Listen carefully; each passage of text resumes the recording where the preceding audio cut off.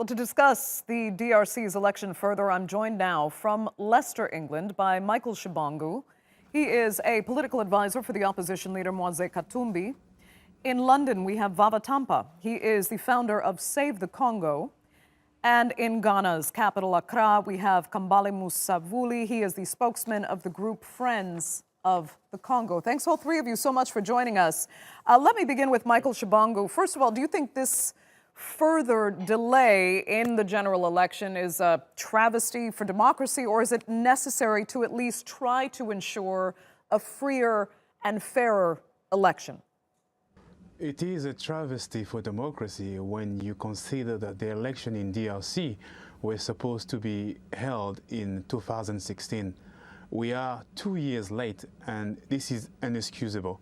It cannot be justified. They had 5 years, they didn't do it. They were given 2 more years to make sure that the election held on time, but still, they still didn't do it. This is a sign of gross incompetence, totally inexcusable and totally unjustifiable. Okay, Vava Tampa, are you on the same page? Well, I'll tell you what, I'm going to go even further. Look, this was expected. Everyone knew that Kabila does not and did not want to organize election. Kabila doesn't want to organize election because he is frightened of giving up power.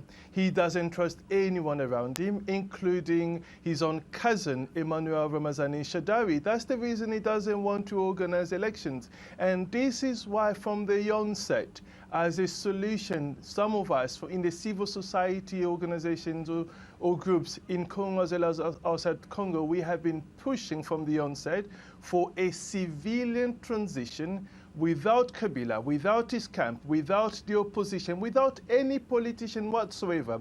A transition of technocrat to be led by a neutral figure, and the figure that everyone agrees on is Denis Mukwege, who, by the way, received the Nobel Peace Prize just a couple of days ago. And that transition to go on to organize election that would be free, fair, transparent, inclusive, and non-violent. Without that transition, we cannot trust Kabila. He has had 5 years, an extra year, another extra year, and the reason he hasn't organized it because he doesn't want to give up power. Okay. It's time for SADC to come in and essentially impose that civilian transition on Kabila by force using political will. Okay, I want to move on to that SADC issue you just spoke of and having them intervene if it's a possibility. But Kambale, let me ask you, at this point, we know there were very questionable issues with the delays prior in the last 2 years. But in all honesty, right now, the Electoral Commission says we are not logistically prepared to carry out this election. Is that fair? And do you expect the Electoral Commission to get their act together enough to ensure that voting can take place relatively soon? I wouldn't want to repeat what my two colleagues have said. Logistically, of course, it's unreasonable to have the election take place this Sunday. That's clear to everyone. But my colleagues have mentioned already earlier that the fact that for 7 years they have been unwilling to organize elections, 5 years of Kabila's last term and the past 2 years, is clearly showing that they have no intent of organizing free and fair election. But the reason even why the elections are being discussed, are being organized, is really because there is a pursuit from the Kabila regime to seek legitimacy, not from the Congolese people, but from the international community. They do know that those are measures or levers that the international community will look at.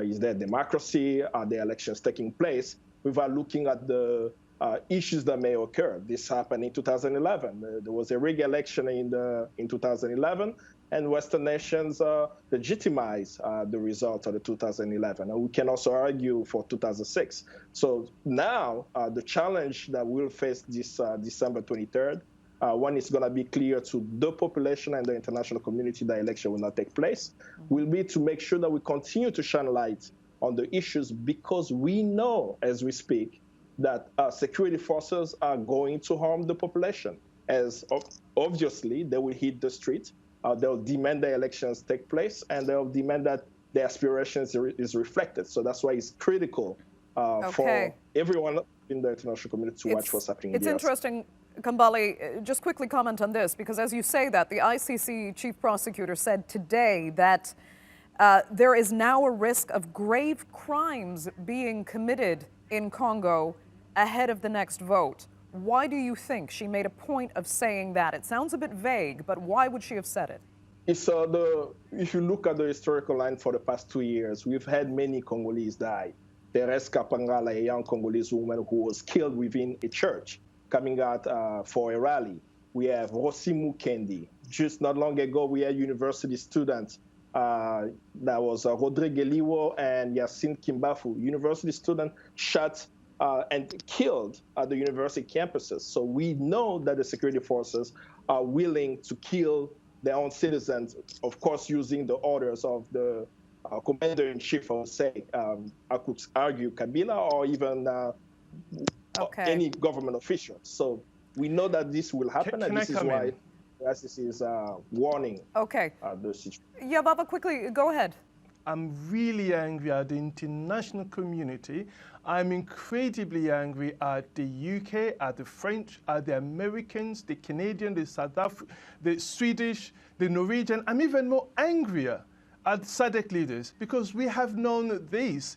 And even more, I mean, when the chief prosecutor of the ICC says more crimes could be committed, I wonder whether or not she knows that crimes were committed in Kasai.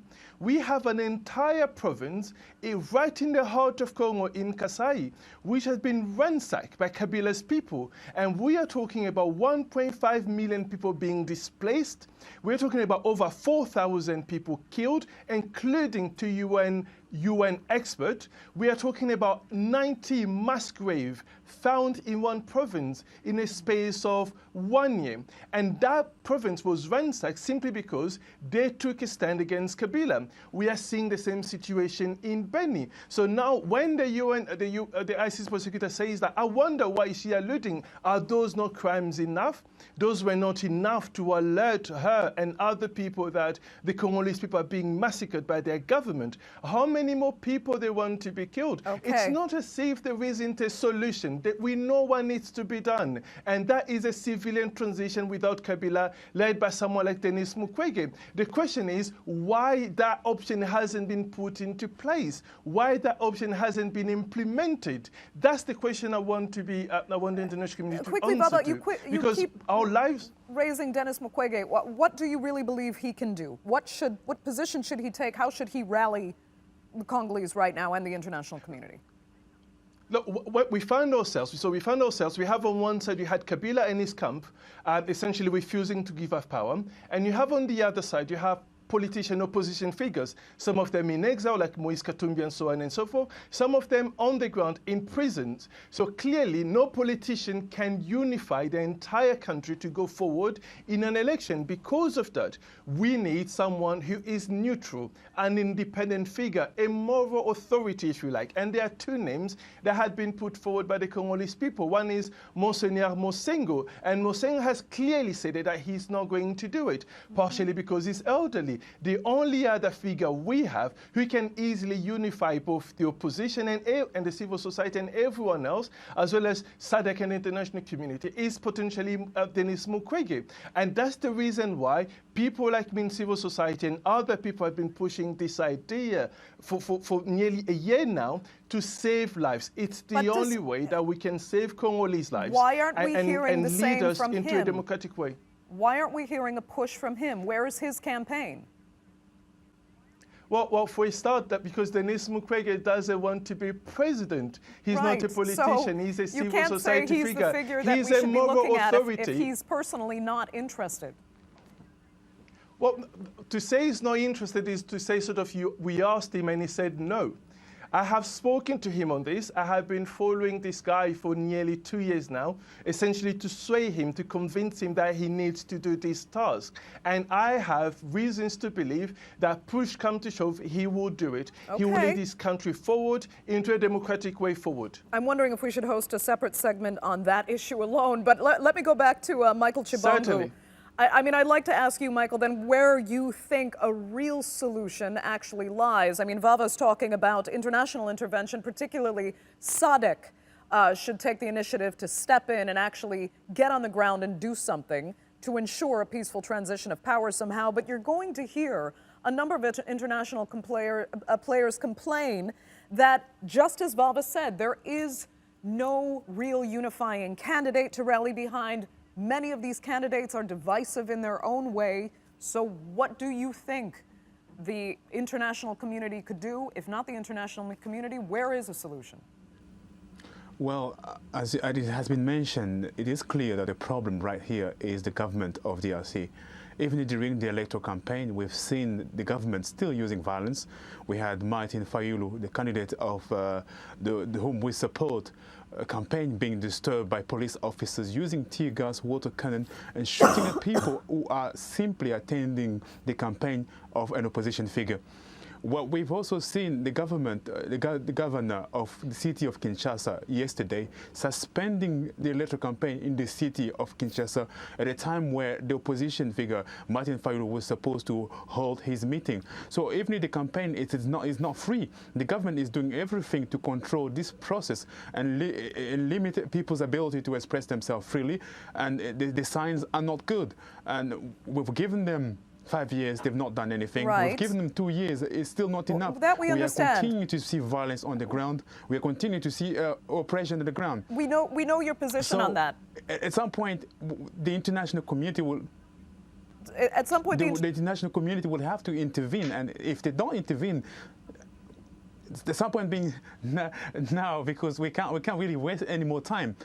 This violence, the risk of violence, as it has been pointed out, of greater violence, because there's already violence on the ground, is real. If we don't do anything now, the situation is going to get worse, because what we're seeing is Kabila is determined to stay in power and is using every means necessary to stay in power, including killing innocent civilians who simply want change in DRC. Okay, so Vava, let me ask you then, I mean, in the shorter term here, if this election doesn't happen, or even if it does happen and it is deemed to be non-transparent or rigged or anything else, there are grave fears over the regional implications of any kind of violence or more instability breaking out in the DRC. What is your greatest fear in that respect? My greatest fear is what's going to happen to nearly 80 million people. That's an entire country we are talking about. Look, I mentioned Kasai before. Kasai has been ransacked by this government, and the man who was responsible of the police and the army when Kasai was being ransacked is actually Emmanuel Ramazani Shadari, who, Kabila's cousin, who's being pushed forward to be his replacement. And that gives you an idea what's going to happen to our people. So Kasai is one of those places. We need to ask ourselves what's going to happen to that people, because they have already expressed that they are against this regime. What's going to happen in Beni? What's going to happen to pro-democracy movement in that country, in Congo? I mean, the reason Congo has been in such a crisis partially because of democratic or legitimacy issues. And this is a people who are pushing and standing and calling on the world, look, we want to become a democracy. We want to move forward. Give us a push. And the world continue to fail the Congolese people. And the only way forward now, there is no other excuse. If we do not support a civilian transition without any politicians, led by a neutral figure, Denis Mukwege or even Mosengo, then we have no other excuse. That is essentially us saying, Kabila, stay in power and kill as many people as you want. It's as simple as that. And Kambale Musavuli, I imagine you're somewhat on the same page as Vava there, but tell me, if you can, what the fears are of the potentially impending instability, again, spilling over regional borders. Well, I'll differ a bit. The reason why I'll differ, I think that we're forgetting the agency of the Congolese people. The reason why we're even discussing the election, if it wasn't for the Congolese people themselves putting pressure on the Kabila regime, we wouldn't even be having a discussion around that. And they have showed tremendous courage by hitting the streets. When you're looking at the campaign rallies of the opposition leaders, thousands of Congolese are coming in support of the opposition candidates who are campaigning for president. It's clearly a statement to me that the Congolese people as a whole want a new beginning, regardless of who's going to lead them, that they're just clear that they will not want the current regime. But on the way forward, I think that's what's very important because we were discussing, so what's the way forward? Is it SADC? Is it the international community? I will continue to insist that the Congolese people have actually latched on to this opportunity. They know that we may not have elections this Sunday, December 23rd, but they are mobilizing for it. At the same time as I'm making this statement, reports that military deployment is happening in Kinshasa, in Goma. So the people are seeing that. The international community is bearing witness to that as well. So while the Congolese are going to mobilize and organize to have a new leadership in the country, they depend on those who are outside of the Congo to shine light on the issue so that whenever the people are being shot on Sunday, the media can cover it, pressure can be put on Kabila, and of course, Kabila has to step away and the election has to be organized way differently with a transition. Okay. That I am in agreement with, but for the leader, it's up to the Congolese people to choose who's going to lead them for the years to come. Kambale Musavuli, I will have to give you the last word because unfortunately we are completely out of time for this segment of the Newsmakers. I'd like to thank all three of our panelists so much for joining us.